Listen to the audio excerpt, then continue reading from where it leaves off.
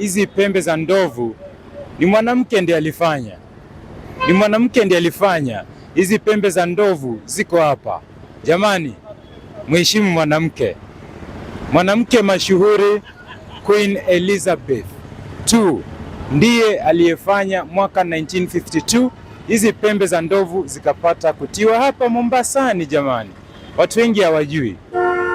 Kwa nini? Ilikuwa ni miongoni mwa zile shamra za kuandaa mji huu, mapambo hapa na pale. Sasa wakachoose kuweka hizi pembe za ndovu hapa, ndio iwe basi njia moja ya kumkaribisha yule queen.